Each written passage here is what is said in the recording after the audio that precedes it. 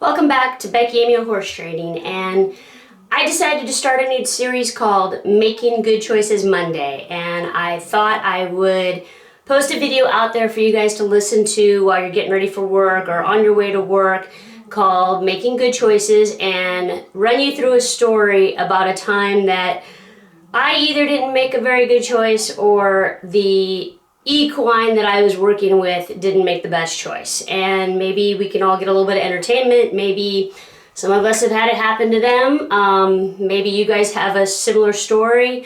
At any rate, I hope you learn from my experience and you don't make the same one. So if you're interested in hearing about how I fell into a black hole in the universe while riding a mule, stay tuned. You're going to want to hear about it. Make sure you hit the like and subscribe button so we can grow this community and make it really big and fun and entertaining, and all of us can share our stupid stories of things that we've done with horses that should have got us killed and didn't, and we're here to talk about.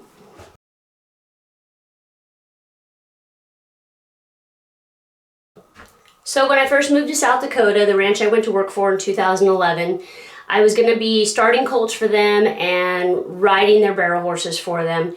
And when I first came here, they said, "How do you feel about riding a mule?"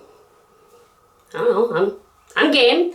Never have before, but I have a friend that has a mule and he does pretty good on her, and I think I could do it. I'll give it a try. And so I met this mule. I can't remember how old he was. I can't remember what his name was, but he was gorgeous. He was tall, he was black, 4 white socks, so incredibly fancy. He had to have been a cross with a thoroughbred, and he was just the neatest thing to look at. He'd already had an experience with somebody else. Of course, it was a bad experience. He wasn't born and raised on this ranch, so obviously I didn't know what his history or his baggage was. So, young and naive that I was, and full of ego, I decided to go ahead and start working with him. And I went through all my groundwork with him, textbook groundwork. Of course, my groundwork isn't what it is now, but it was still very thorough. And I got to riding him. I got to working my basic handle on him. I rode him in my bareback saddle because I didn't really have equipment for a mule, but I rode him in my bareback saddle, and if you're not familiar with that, I'll share a link in the description box of what my bareback saddle looks like. I did not have a crupper, and looking back, I knew better, but I was getting along just fine without the crupper. And I remember distinctly one time working flying lead changes on him, and he went to bucking, and the entire family was out there, including grandparents, and I went right up his neck with my saddle, up over his head, and I ate the dirt. And they had nice soft sand in their arena, so I wasn't hurt. Only my poor wee ego, and the husband was like down on the floor, down on his hands and knees, wasn't even making sure yet that I was okay, but he was down there and he was teasing me and laughing at me and just doing what cowboys do. And that was one of those red flags that I call it my South Dakota learning curve, and you're going to hear more about that as these videos progress, but I learned right then and there that in this country, it is a get tough or die situation. You have to be tough to survive here. You don't get the creature comforts that you do in a state like California, where the weather is near perfect all the time. And so anyway, all that being said, like I said, we'll go back to the South Dakota learning curve as we progress with these videos, but I knew right then and there they weren't going to give me any sympathy, and they really didn't care whether I was okay or not. So, got back on, went back to riding him. You know, this was back before we started doing YouTube videos, and of course before good video cameras on cell phones.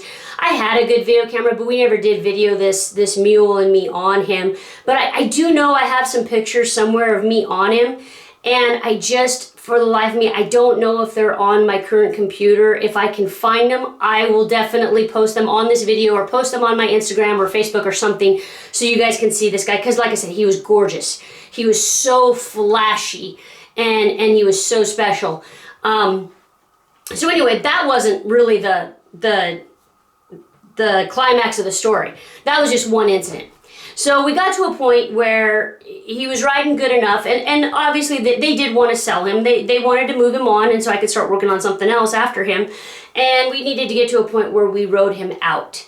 And my boss, she said, hey, I'll ride my good horse out with you. We'll just take him on a small section of land. I want to say it might have been just a couple miles long at most, just a square.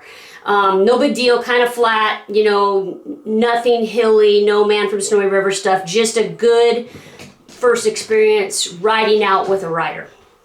So we get about the first 2.5 sides of this square, and we're cruising along, trotting and walking, having a good visit. Everything is going really smooth. And anyway, she's riding just slightly ahead of me, and all of a sudden, I'm not there anymore. It was like I fell into a hole in the universe. And he had taken off with me, and he went at a dead freaking run with me across the pasture.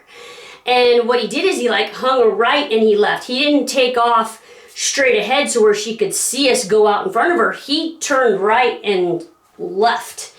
And my friend that has trained a mule and is very successful on his mule, he told me that mules have a high self-preservation.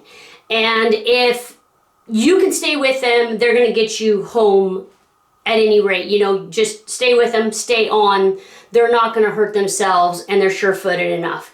So that's what I was telling myself in my head, is just stay with him, stay with him. Eventually we're going to get home, and all I could think was like, he's going to run my knees across every single gate panel coming back into the yard. But we were at a dead run, and we were circling. And I want to say we started circling at about 200 feet. And at this time, I didn't have the one rein stop. I didn't have the emergency stop. I didn't have a very good bend on this sucker. And of course, as big as he was and as strong as he wasn't gonna reason with, I wasn't gonna be able to reason with him anyway. So I get him bent down, and we keep on making this circle, and we just keep spiraling until we finally spiraled down. I want to say to at least a 50-foot circle, to where I finally got him to stop.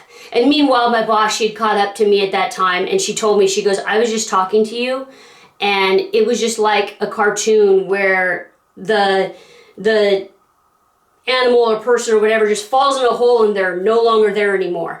And I just disappeared on this guy. That's how fast it happened. And we got him rode back to the barn and got him put up for the day, and it ended. Fortunately, neither of us got hurt. But eventually she wanted to move him on and get him sold. So, and I personally couldn't do the mule justice in showing him to somebody. And it's hard to promote a horse or a mule or any sort of equine species if you can't show them to the best of their ability. And we ended up taking him to a horse sale, and the morning we took him to the horse sale, he was still so completely unreasonable and hard to load on the trailer that we ended up loading him on the trailer, like backed up to a chute and loaded him on. And when she got to the sale, he sold to somebody who knew exactly what he was. And, you know, all that I can hope for is that they lived happily ever after, and the person who bought him, you know, was just excited and happy to get something as fancy as him, and was able to go on with him and use him and do great things with him because he was so pretty and neat. If he was just, it was one of those situations where I was so out-horsed, like they say. You have to recognize when the animal that you're working with is not a good fit for you, or you're not a good fit for them, or, you know, they're too much for you, or you're not knowledgeable enough to work for them. So anyway, thankfully nobody ever got hurt, and I'd like to think that he went to somebody who was knowledgeable enough to go on with him, because we did tell him what he was. We told the guy that bought him that, you know, how he had been with me, and, you know, he wasn't mean, he just, you know, did stuff that mules do. So I have a whole new respect for people who ride mules, train mules, work with mules. You know, you guys have my respect. I know that's the only experience I want to have personally. I'll stick to what I know. So anyway, I hope that helped your day get along a little bit better. I hope your Monday is really good. I hope you make really good choices today, and I hope this helps get you through your week. And if you have any like experiences, please leave them in the comments. I think it would be really fun to read what everybody else's experiences have been with mules and horses. If there's anything specific that you'd like me to talk about, I have lots and lots of stories of my experiences. I have lots of broken body parts that I can tell you about. And I have lots of horses that have done some silly things in their training experience with me. So anyway, hit the subscribe button. I hope you have a wonderful day, and we'll see you next week. Thanks again.